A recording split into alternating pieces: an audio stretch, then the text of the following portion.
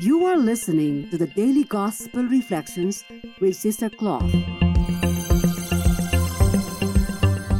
This podcast is brought to you by the Paulines Multimedia. It is our mission to bring the Word of God to all peoples through sounds and images, voices, and music. Come and join us as we share with you a thought a day.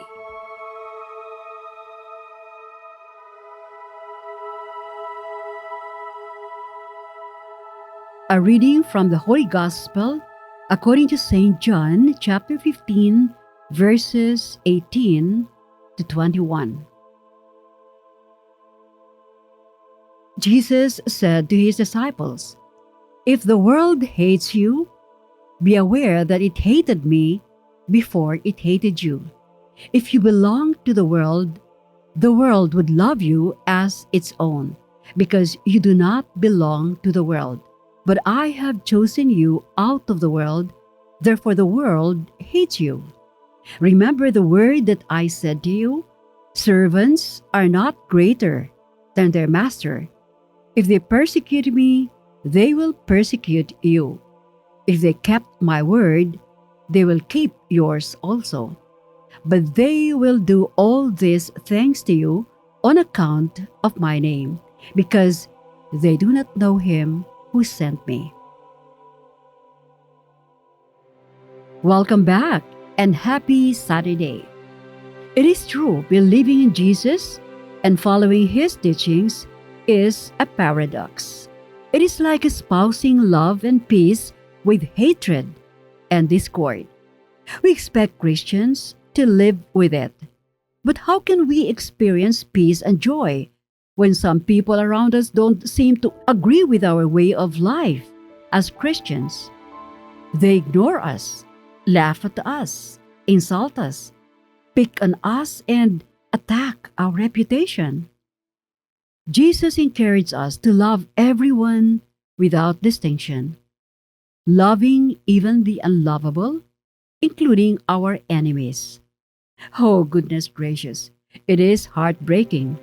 What if you try to give your all in the name of charity, and the person you're trying to love snubs you or takes advantage of your efforts, or better still, makes you feel even unwanted? Naturally, we cannot help but feel offended. One writer said, "Why do we expect to be better treated in this world than Jesus was?" He is right. How could we expect to be treated differently when they even hated Jesus himself, who was the most loving person? In today's gospel, Jesus told his disciples, "If the world hates you, be aware that it hated me before it hated you. If you belong to the world would love you as its own. Because you do not belong to the world, but I have chosen you out of the world, therefore the world hates you." These words of Jesus are addressed to us too, because of our baptism. Yes, we professed our faith in Jesus, and therefore we have become his followers. He has chosen us to live differently from those who don't want to live the Christian values. You see, living the way Christ did is no joke. We've got no room here for ifs and buts. It is either or. In other words, it is either we choose to live with Jesus and in Jesus, or prefer to go on living the values of this material world. I am of one mind with the writer who said, "God doesn't ask that we be successful in all our efforts to live a godly life. He expects us to give our best and be faithful." What did St. Paul say in his first letter to the Corinthians, chapter 2, verse 9? "We trust that in your wisdom there are things that our eyes have not seen, our ears have not heard, our hearts have not even imagined what you have prepared for us as we trust in you as we love you with all our hearts, soul, mind, and strength as we walk with you.